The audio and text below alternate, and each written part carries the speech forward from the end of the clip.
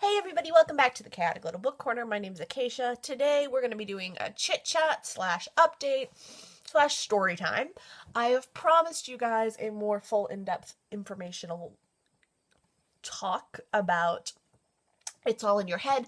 I told you guys that it would be more based on my experience with what I think is psychosomatic, but I'm not sure because at this point I'm in intense therapy and I'm working on all my problems, but as you guys know, with my disassociation, so I have dissociative identity disorder. I will link below the video and talking about what dissociative identity disorder is. And if you have any questions, feel free to link them in comments. I don't really have a squeamish feeling about it at all.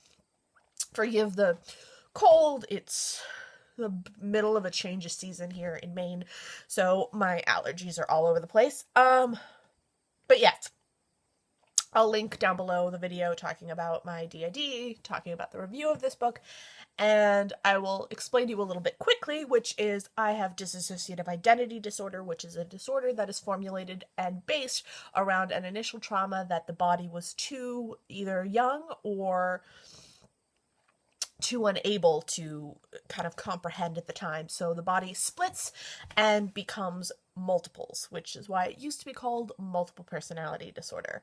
I am not some sort of crazy axe wielding psychopath. I promise you, it is not who I am. I've never been that girl. And people seem to think that when you say multiple personality disorder, you're some sort of psychotic human. Quite the contrary, you're just very broken. You're literally like a mirror that's been shattered into a million pieces, and nobody can put you back together. You have to do it yourself, and it's very hard to put yourself back together when you're a mirror and you don't have hands. That's really how I'm thinking of it. Yeah. So, we don't know my initial trauma, because my psyche is still protecting me from it. We know parts of the trauma that I had, which is why I continued to separate throughout my life. So it's almost like every time a new trauma occurred, I would get shattered further. And so everything I'd put back together before that, bless me, would shatter again. Or further. So, I have 52 parts that I'm aware of. I have 23 that I am in constant communication with out of the 52. I have voices, hallucinations, auditory, and visual, and it is just quite a whirlwind. If you have any questions, please let me know. I am not a shy person. You are more than welcome to ask. I apologize for all the sneezing. This is terrible. Okay,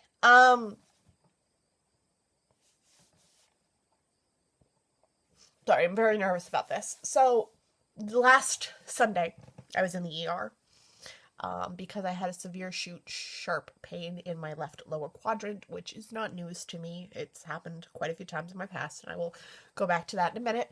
I was in the ER for 8 hours running tests, which did include very invasive pelvic exams that were terrifying, and the doctors did not know what dissociative identity disorder was. And so they triggered parts, and it was really loud and awful, and it was just bad, and it drained me for a good week. So my video and comment answering was really limited because I was totally drained. I still am. But I'm trying to come back and I'm trying to push myself, but I'm still in a lot of pain. Nobody knows what's wrong with me. But my parts, thank goodness for them.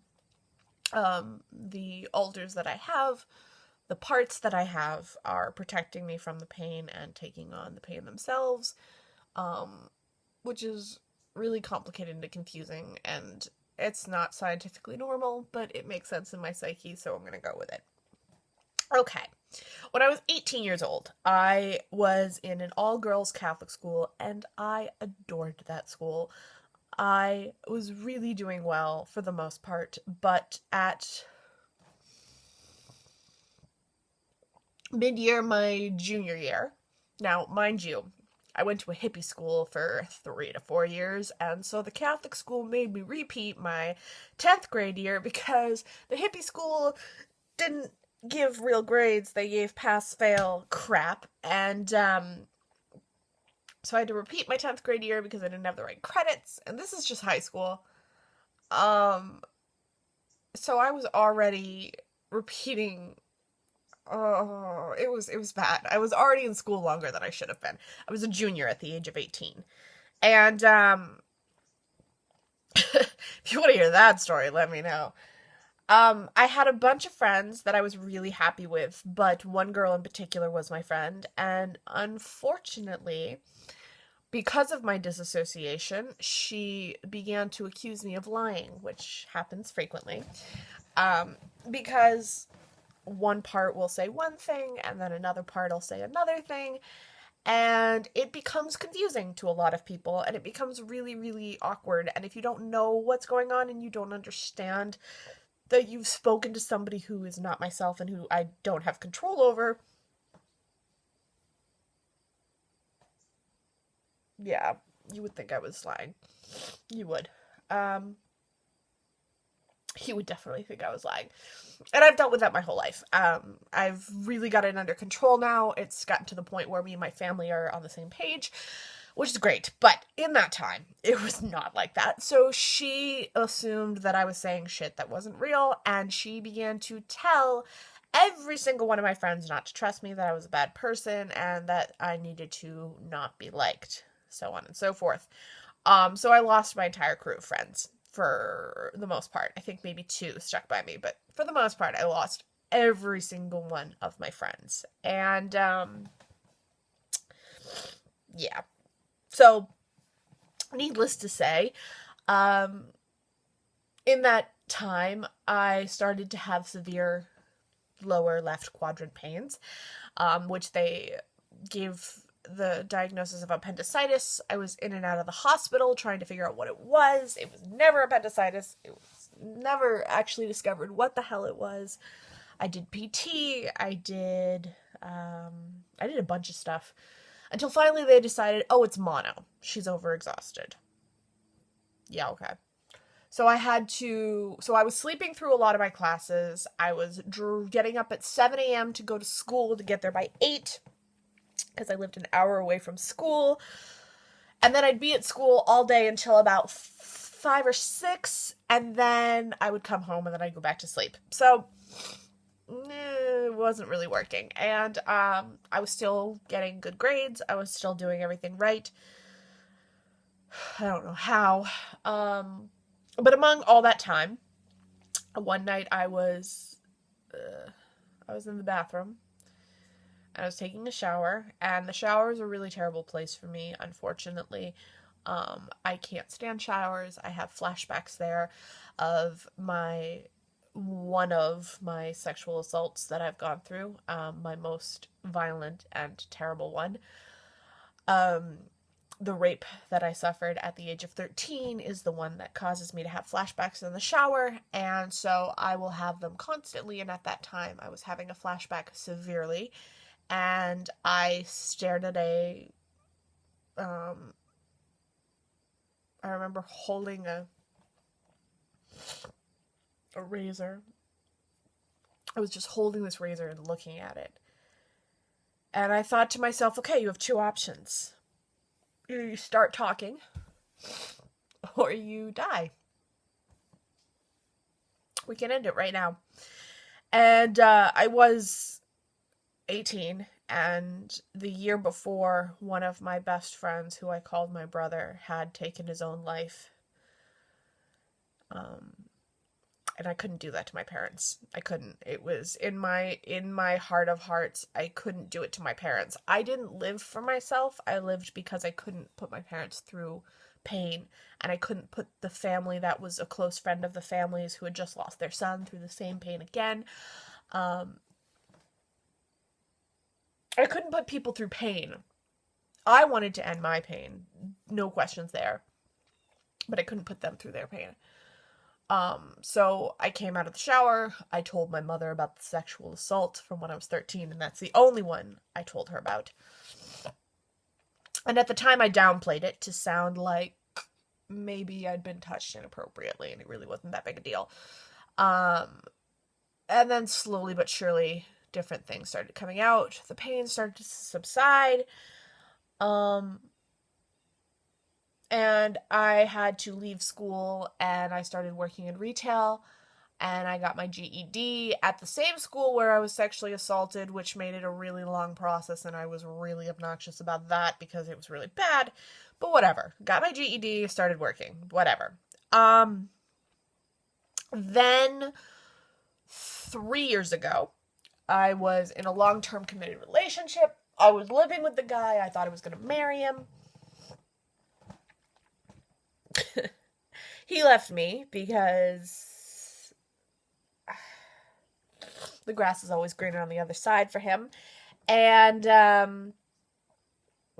hadn't even been diagnosed with DID. I was really holding my shit together. I had everything good. I was paying for both of us to eat. The only thing... anyway, I supported both of us for a while there. And, yeah. So, anyway, he left me because the grass was greener on the other side. And I didn't fall apart because he left me, actually. I thought I did at the time, but it actually wasn't that. It was that when he left, my system, my parts and I didn't know what to do because we had lost a structure that we had where we knew what was happening when we got up, we knew what was happening when we went to bed. Our structure was faltered. And so the pain came back.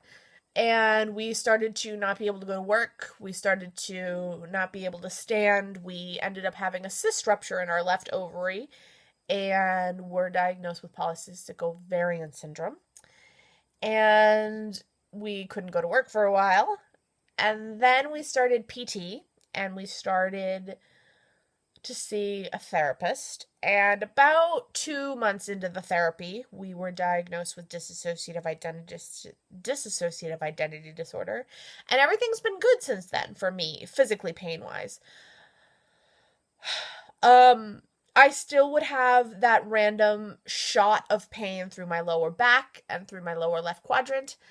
But I would usually ignore it and just keep working or keep functioning because I didn't know what else to do. I would do my exercise. From PT, I would deep breathe. I'm telling you, giving birth for me, I'm going to be fine. I'm not going to need that freaking epidural or anything because, jeez, I've been in more pain than I can explain. So when the cyst ruptured in my ovary, it destroyed my body and everything got weird and wonky and I lost myself and I got diagnosed with a mental illness and then I came back to work. I told my job about my mental illness and they have supported me. Some of them did not, which is why I ended up leaving due to bullying and, yeah. So, fast forward, a year after I've left my job, everything's going pretty well. I have a couple of things to look forward to. I've seen my best friend from my younger years, who's like the only human from the age below 15 that has stuck around. And all of a sudden, I started feeling that lower left quadrant pain, and it debilitated me for about a week. And no one to this day can tell me exactly what's going on. Now, if it's psychosomatic, why hasn't it cleared up? Because I'm in therapy. I'm doing all the right stuff. So I want to know what's wrong with me. But this book talks a lot about how psychosomatic illnesses are, regardless of whether or not they can scientifically prove what is wrong with you, the pain, the issues, the problems, the things that are happening are still happening and they're valid. And that is really, end result, what really needs to get through people's head. Just because something is diagnosed as psychosomatic it doesn't mean that it's invalid. It doesn't mean you're not feeling pain and you're not hurting and you can't walk and you can't move. I think that this book is vastly important for that reason, because I think everyone needs to understand from the standpoint of the patient who thinks that they're crazy, and from the standpoint of the family who thinks that they're crazy. Everyone who's telling this person to get over it and the person who's telling themselves to get over it, you're okay. I promise you. I've been there. I've been there more times than I can count. I've been going through it on and off since I was 18, so 8 years. 8 years I have been suffering with this intense pain that just comes and goes and ruins my life in bulks, and usually I end up on the other side, strong enough, blah, blah, blah.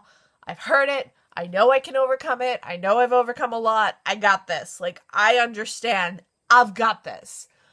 But not everyone understands they've got this. And you need to know you can do this. This is not something you can't overcome. But you have to be patient with yourself. You have to let yourself understand that this is not going to go away fast. And that's okay. It really is. Guys, this has been a super weird, rambly video, and I hope you liked my story, and I hope you liked me telling you where I've been for the last week and why I haven't been as active. I will talk to you guys in the next video. Welcome back to my channel on a Tuesday, and I will see you tomorrow with something a little more upbeat. Bye!